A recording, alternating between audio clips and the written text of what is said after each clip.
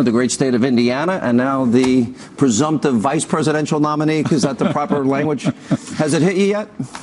Not quite, Sean. It's been very humbling, very overwhelming. You know, my grandfather came to this country in 1923, came through Ellis Island, drove a bus for 40 years in Chicago, Illinois, and when I called my mother and told her that we had accepted Donald Trump's selection as vice president, there were tears on both ends of the call. This is a tremendous honor for our family, but it's such an important time in the life of our nation, and this man is the right leader for America. That why do you say that without hesitation? You've been watching the campaign. There are some people that I've been disappointed in. One is Paul Ryan, the Speaker of the House, although I've heard behind the scenes that things have gotten a lot better. Some of Donald Trump's opponents, they have not come out and endorsed him. Make the case. Why is he the right man for the right time in your view? Well, first off, he's the people's choice. And I believe in the collective wisdom of the American people.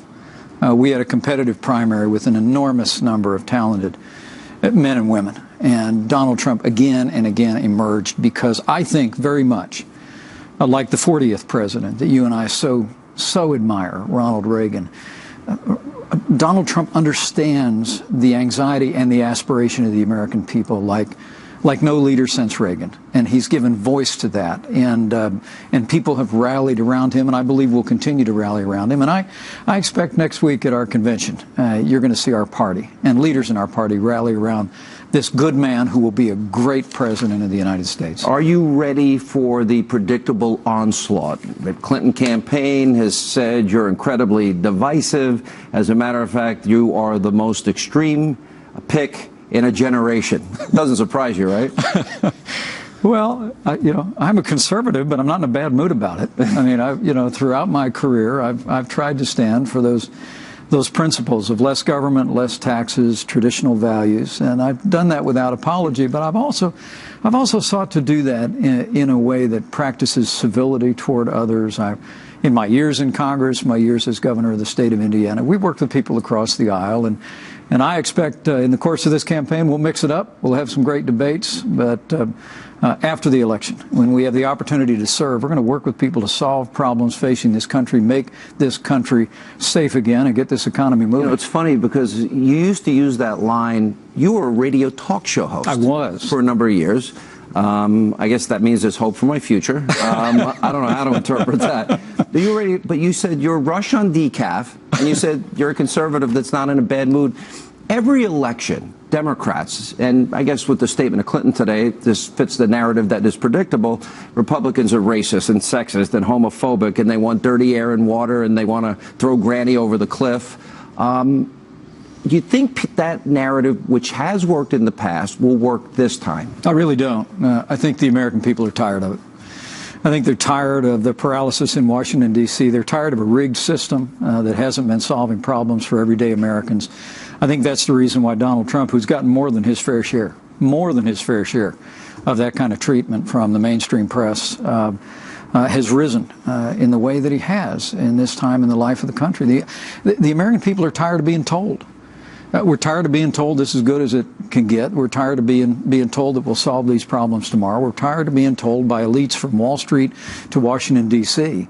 How things have to be. I think Donald Trump, people sense in him a strength of leadership. They're drawn to that strength of leadership, and I truly do believe why we will prevail in this election. And he did have a record number of votes, and he seems to have shattered that ceiling of political correctness and seems to speak his mind.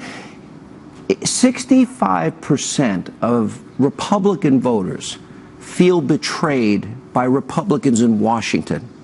Are they justified? I think in many ways they are. You know, I actually ran for Congress before the Republican Revolution. I was greatly inspired by the leadership in the late 1980s and early 90s of Newt Gingrich, who is still a hero to me to this day. But I was elected to Congress, I feel like many times, like after the Republican Revolution was over. I arrived in Washington, D.C. in 2001, And bills like No Child Left Behind and the Medicare prescription drug bill and ultimately the Wall Street bailout. You voted against those things. I helped lead the fights against them. Well, I got the list here. You voted against TARP. You voted against repealing Don't Ask, Don't Tell. You voted against the Fannie and Freddie bailout. You voted against Dodd-Frank. And on all of these big issues, you know, in many ways, I don't see you as establishment. You were the only person in leadership in either the House or Senate to speak at a Tea Party rally early on. And interestingly, you challenged John Boehner for his job. I did. Well, it was after we lost the majority in 2006, which I predicted. I said, look, we've lost our way. We've drifted off course from the ideals of Ronald Reagan and the Reagan Republican agenda into big government republicanism. And, you know, I always used to say, you know, if we keep spending money like the Democrats, voters are eventually going to go with the professionals. And in 2006, they did. They turned us out. So I stepped up. I challenged John Boehner for the leadership role in the Congress. And eventually, I'm proud to say that I was a part of a leadership team that took the Congress back from Nancy Pelosi. And we battled against Obamacare and cap and trade and the stimulus bill before I was elected governor of Indiana. You often quote yourself as saying, I am a Christian, I'm a conservative, and a Republican in that order. That's you right. quote Reagan a lot in your speeches. You talk about the three-legged coalition of Reagan, which is economic conservatives, social conservatives, national security conservatives. Explain that. I mean, if somebody asks me, where do I stand politically? I'm a registered conservative, but I consider myself a Reagan conservative. Yeah, I know. It's one of the reasons why I admire you so much. Oh. So you don't hold it against me that I supported Newt, but okay, I'm glad. But you supported Ted Cruz, so that's fair. We'll get to that in a minute. Well, you know, Ronald Reagan's the reason I became a Republican. I mean, Same here. That Irish immigrant that I mentioned, I was named after him. I watched my father build everything that matters. He built a family, a small business, and a good name. And I started out in politics as a Democrat. And John F. Kennedy was one of the heroes of my youth, still is. Dr. Martin Luther King Jr. was a hero of my youth.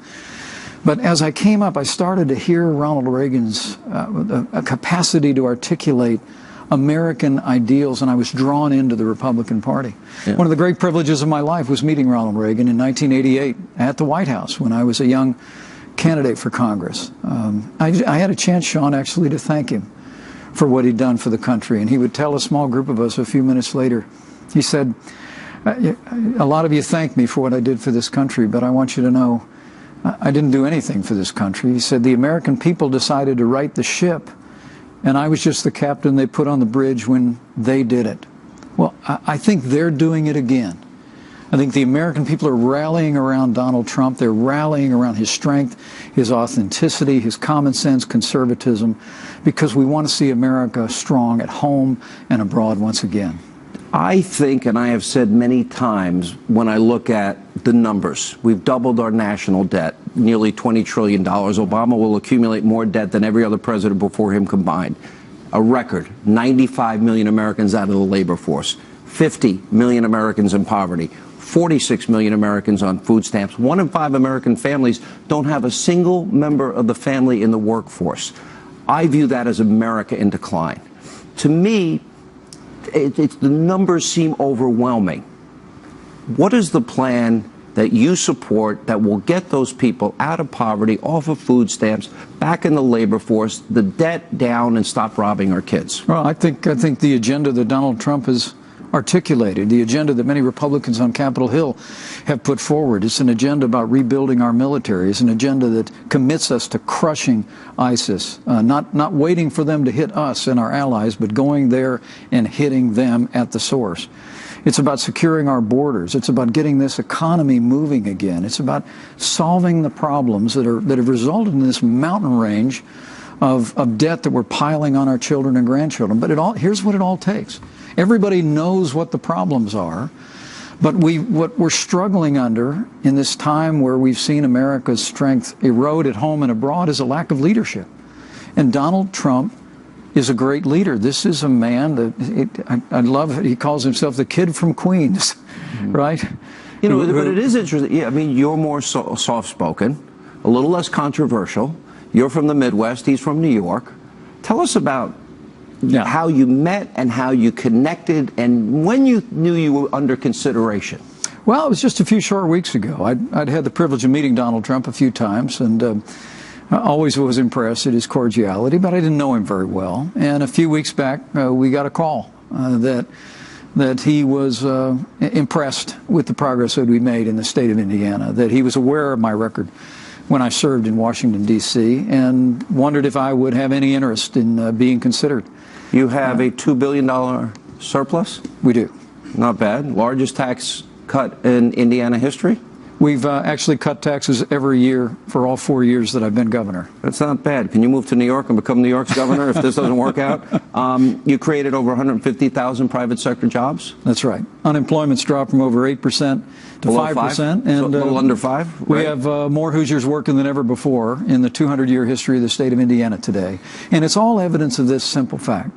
Strong Republican leadership put into practice works. I call Indiana a state that works. I mean, what we've been able to do in the state of Indiana, we can do in this country. But it's going to take strong Republican leadership, bringing those principles to bear, and then bringing people together. All right, we're going to take a break. We'll come back. We're just getting things started. A lot of news happening in the world. We'll have more with Donald Trump's running mate, Indiana Governor Mike Pence, right after the break. Please stay with us. And welcome back to Hannity as we continue now with Donald Trump's vice presidential running mate, Indiana Governor Mike Pence. I know the media is going to spend a lot of time trying to create a wedge, issues you might disagree on. Let's deal with it head on. You had once tweeted out, Donald Trump calls to ban Muslims from entering the U.S. are offensive and unconstitutional.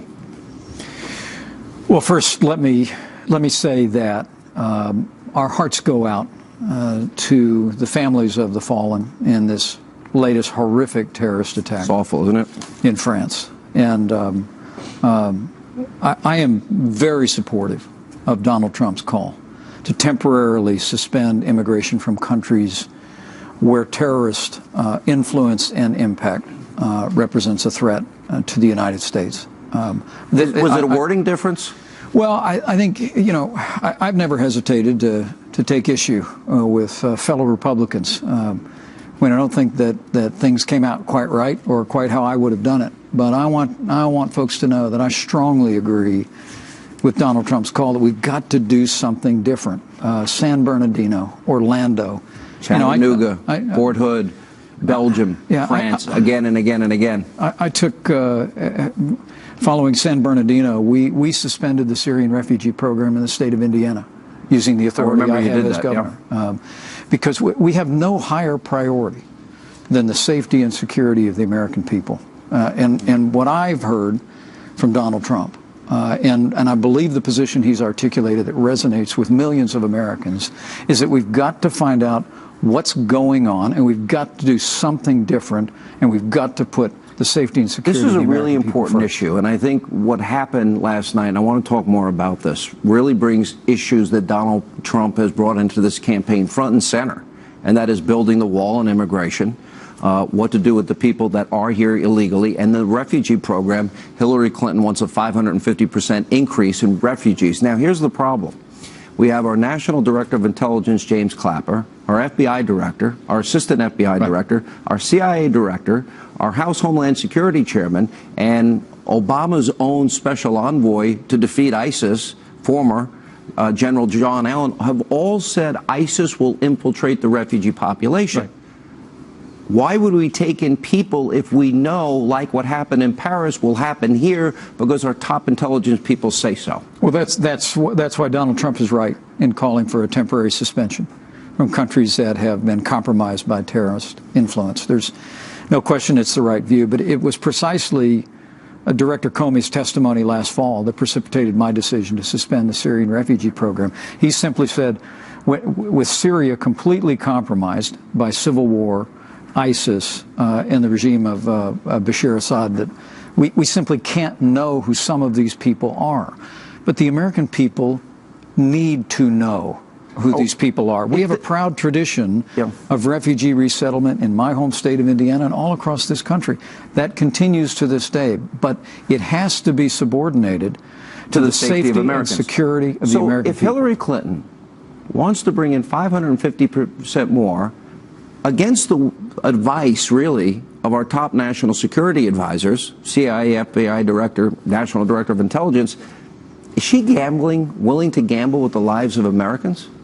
I think it's reckless and irresponsible for Hillary Clinton to call for a 550% increase in the Syrian refugee program at a time of such peril to the United States and our allies.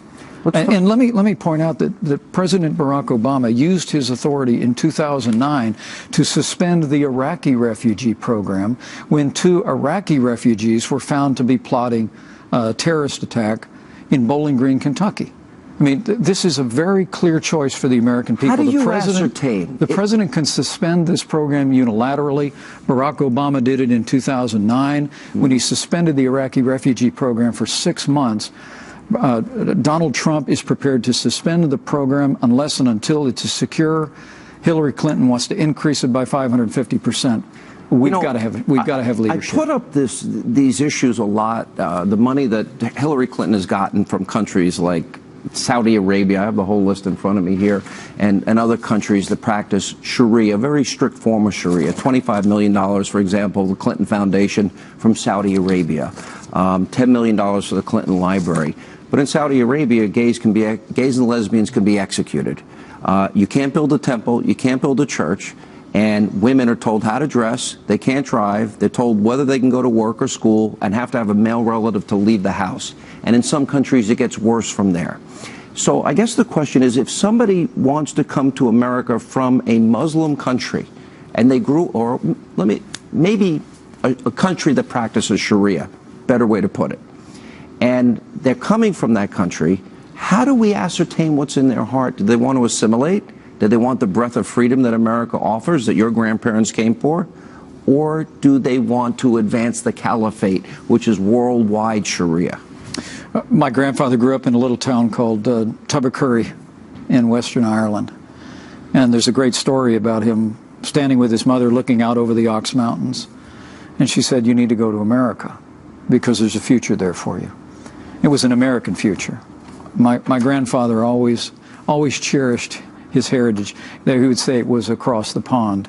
They might have been friends with my grandparents. They came here with $10 in their pocket. I think it's very likely. Yeah. But I'm saying he came here to be an American, to buy into the principles enshrined in the Constitution and the Declaration of Independence. And I believe that everyone who is here must be encouraged to buy into the American ideals of freedom. But we have to examine if you grew up under a system that is the antithesis of what we believe as a constitutional republic, and the values are so different. We have to figure out a way to vet that, don't we?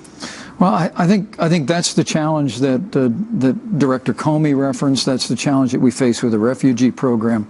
We just need to be smarter and think harder about individuals who may be coming here, not just rejecting our political ideals, but with the intent to do harm. And that's where we need, as Donald Trump said, we've just got to find out what's going on, and we've got to approach this differently and boldly.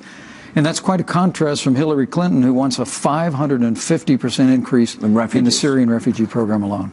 You, in 2006, the GOP at that time was considering full-scale amnesty. You rejected that concept. I did. And you said in part because what makes America exceptional is the rule of law, and immigrants' first action joining this country cannot be breaking the law through illegal entry. And you called for legislation requiring every illegal alien to leave the country at the point of entry and then to register, and then they'd have a chance to come back. So you really seem in sync with Donald Trump on the issue of immigration. Does that include the wall? Absolutely. And is Mexico going to pay for it? Absolutely. Okay. That president we mentioned before said a nation without borders is not a nation. And building the wall, establishing border security has to be job one. Internal enforcement. I mean, we are a nation of laws, and we need to uphold those laws. Do we have to build the wall first and then deal with those people that are here illegally? And for example, if we're going to let some stay, do they have to pay for their own vetting, their own background checks? I have rejected throughout my career amnesty, but I believe we need to focus first and foremost, as Donald Trump has done with such force and such passion, on border integrity and building the wall. and internal enforcement. You'll also remember from my record, though, I do think we should reform the way that people have the ability to come into this country. You know, I advocated with the senior senator from Texas at the time, a no amnesty guest worker program that you just alluded to. I think there are ways that we can improve the system, but everything begins with border security, which will make our nation more secure and our economy with a stronger foundation. We'll have more with Donald Trump's running mate, Indiana Governor Mike Pence, as we take a quick break. Stay with us right here on Hannity. And welcome back to Hannity as we continue now with the man that Donald Trump has chosen to be his running mate, Indiana Governor Mike Pence. Thank you so much for staying with us, Governor. You voted for the war, the authorization for the use of force as it relates to Iraq. Donald Trump said it was a mistake. Area of disagreement. Also said we should keep the oil. I'm sure you didn't support Obama and Hillary Clinton's plan to pull out early. Well, look, I think reasonable people can differ on whether or not we should have gone into Iraq, but where Donald Trump and I are in strong agreement is that Barack Obama's precipitous withdrawal from Iraq created a vacuum in which ISIS was created.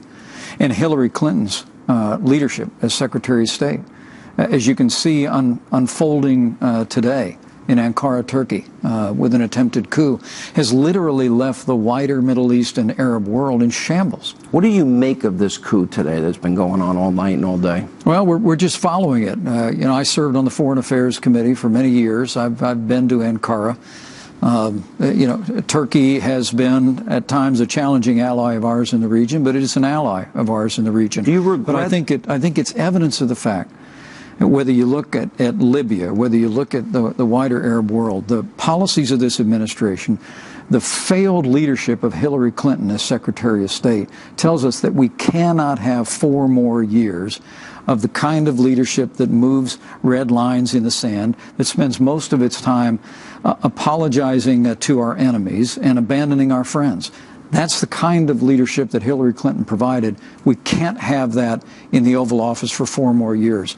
I think the wider world knows that America needs to be strong for the world to be safe and secure. And Donald Trump is going to provide the kind of broad-shouldered American leadership on the world stage that I think will make the world a more stable place. Was it the right decision to invade Iraq?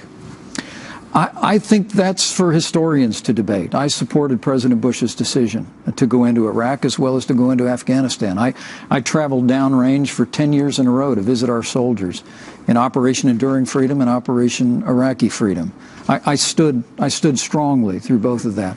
But I think what people may forget is that after 2006, when George W. Bush changed the strategy in Iraq, and appropriated funding for the surge and put General Petraeus in charge, things changed. By the time Barack Obama becomes president of the United States, things in Iraq were stable. I mean, the reality was we had made extraordinary progress bringing peace and stability to that country in the aftermath of many difficult years. Isn't it sad to see cities like Mosul and Ramadi and Tikrit and Fallujah that our men had fought, bled, and died for in the hands of ISIS? It's heartbreaking to me. I've stood by the gravesides of American soldiers that have fallen and are now buried in the Hoosier State. I've wept with Gold Star families. I know the price that was paid. But that not only is that grievous and heartbreaking to think of those sacrifices squandered, but to think that ISIS grew up, that was conjured up in the vacuum that was created when this administration under Barack Obama and Hillary Clinton precipitously withdrew from Iraq before we should have done that, with no status of forces agreement whatsoever. And the reality is that what's unfurling in Turkey today is likely one more installment of the anarchy that has taken over countries across the broader Middle East. And we need strong leadership in the White House to stand with our ally Israel, to stand with our Arab allies. And we need leadership that will not just talk about investigating and bringing to justice those that perpetrate violence or inspire violence in our country, but we need a leader who will have a strategy to go after ISIS at the source and destroy them. Let's talk about that. How do we defeat radical Islam? And we do have to mention who they are. That's got to be a first step. What do you think of the fact that Hillary and Barack Obama do not? Donald Trump does. How do we defeat them?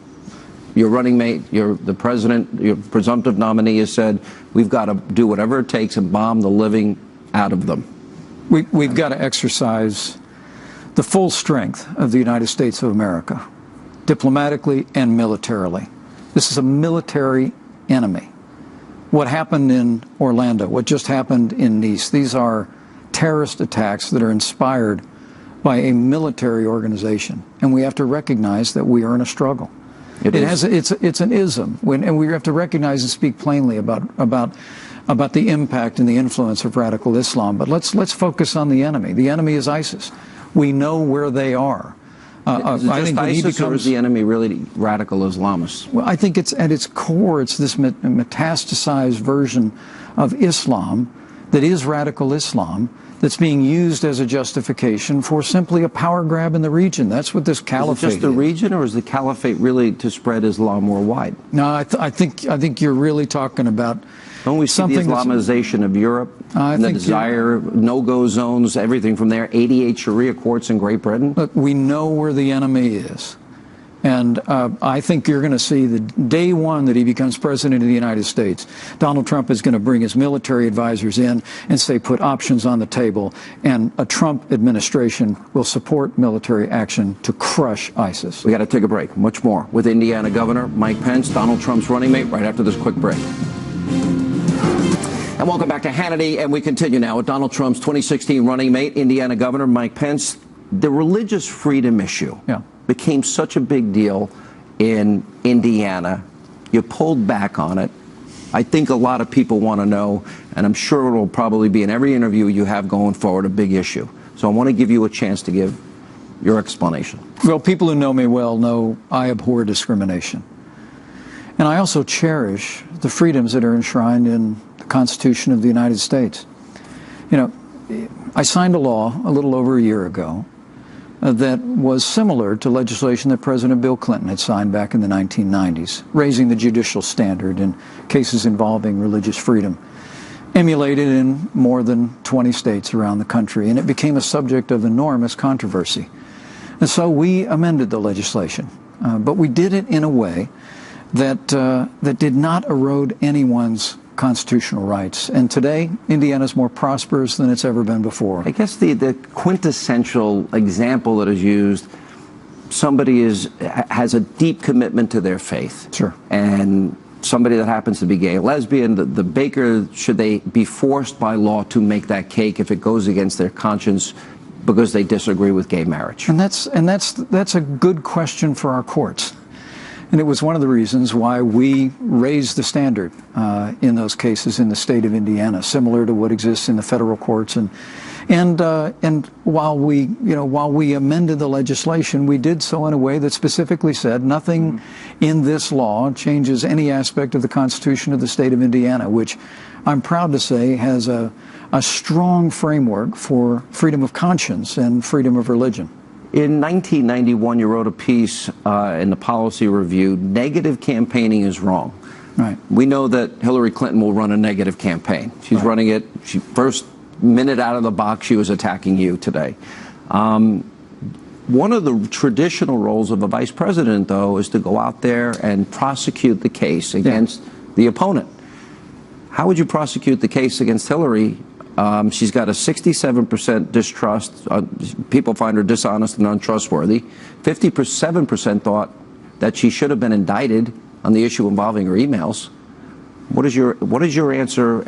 Is negative campaigning wrong to tell the truth about her? Well, I think elections are about choices. And when I wrote that piece back in 1991, I'd come out of a couple of tough campaigns where on both sides of the campaign, we were talking more about what was wrong with each other than we were talking about the issues. I just said campaigns ought to be about the advancement of issues that are more important than candidates. And the issues in this election couldn't be more important, and the choice couldn't be more clear. Donald Trump is offering a vision for America and an agenda for America that will restore American strength at home and abroad. Hillary Clinton, whether it be the fact that she mishandled classified information, whether it be the fact that she left Americans in harm's way in Benghazi, Yeah. where 4 Americans fell. And she lied to the American people. And the State Department, and she lied about the reasons for it happening. I think there's one issue after another where Hillary Clinton is simply disqualified to be president of the United States, right, and we're going to make that case in this election. We got to take a break. We'll have more with Donald Trump's 2016 running mate, Indiana Governor Mike Pence. Stay with us. And welcome back to Hannity as we continue with Donald Trump's vice presidential running mate, Indiana Governor Mike Pence. We've talked about a lot of things tonight. Let's talk about Donald Trump's agenda really quick. You're pro-Second Amendment. Absolutely. Pro-life. Do you make exceptions for rape and incest, as Donald Trump does? I have supported the 3 exceptions throughout my public career. Do we have to touch entitlements, Medicare, raise the eligibility rate? Well, I think we've got to bring about the kind of reforms that will improve those programs for future generations of Americans and also contribute to their fiscal solvency. What about repealing and replacing Obamacare, which Trump says he wants to do? Is the answer health care savings accounts? He and I have talked about that. Well, I think we got to repeal Obamacare lock, stock, and barrel. But there's no question, as we've done in Indiana, in Medicaid reform, that health savings account, consumer-driven health care, is the pathway forward to fiscal solvency and better health care for Americans. How important on a scale of 1 to 10 do we need to spend money to rebuild our military while still trying to balance a budget? 11. Energy, you support coal, drilling, fracking, nuclear?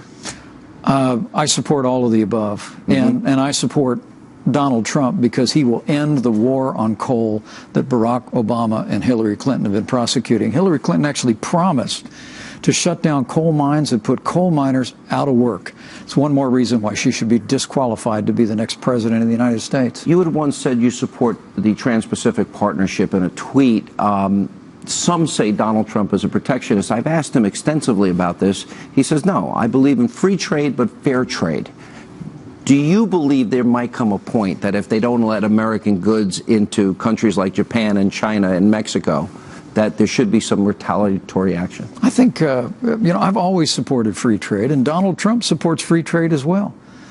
Trade and commerce supports American jobs and supports growth in this country. But I think when we elect one of the best negotiators in the world as president of the United States, I'm open to renegotiating these trade agreements. NAFTA actually had a provision in it that's now 20 years old that we were supposed to review NAFTA again and again and ensure that it was working for Americans. And it's not. I think looking again at NAFTA, looking at bilateral trade agreements instead of multilateral, that's a policy I can strongly support. I probably should have asked this first, but I wanted to save it for the last question. At some point, if you are the vice president, God forbid, I hope I'm wrong, I hope it never happens, but it may very well, a Pearl Harbor, a 9/11, some type of financial collapse, what do you view as the role for you as vice president, and are you ready on day one to serve in that position? I think the priorities of the next president are the priorities of the vice president. My job would be, having lived through a couple of those moments. I was in Washington, D.C. and battled against the Wall Street bailout. My first year in Congress, I was there on 9/11 when the Pentagon was attacked. I was in this city just a few short days later and stood at ground zero. I think being able to stand next to the president, to support him, to encourage him, to help implement his policies, to connect to the Congress and, most importantly, the American people, is a job I would relish. I would approach it when you with disagree sincerity with him, and prayer. What do you do when you disagree? Well, I've been in positions before like that. I served in the leadership of the Congress. You shut the door, you tell the boss exactly what you think, and having gotten to know him a little bit, I have found out that Donald Trump is a man that appreciates candor. And we've had some very candid and straightforward conversations, but when the door opens, the job of the vice president is stand right next to the president and implement the policy that he's decided. And if God forbid anything happened, you're ready to take that job over? I don't think anybody can say that, but I wouldn't have said yes if I didn't believe in my heart of hearts that that should the moment ever come, that by God's grace, I believe that the lifetime that we have led would prepare us to step and follow in that role. All right, we have more Hannity coming up right after this break. Quick programming note, be sure to tune in Sunday night, 9 p.m. We'll be back in Cleveland ahead of the RNC convention. You don't want to miss it, and then we'll be there all week. That's all the time we have left. As always, thank you for being with us, and we'll see you Sunday night from Cleveland. Have a good night.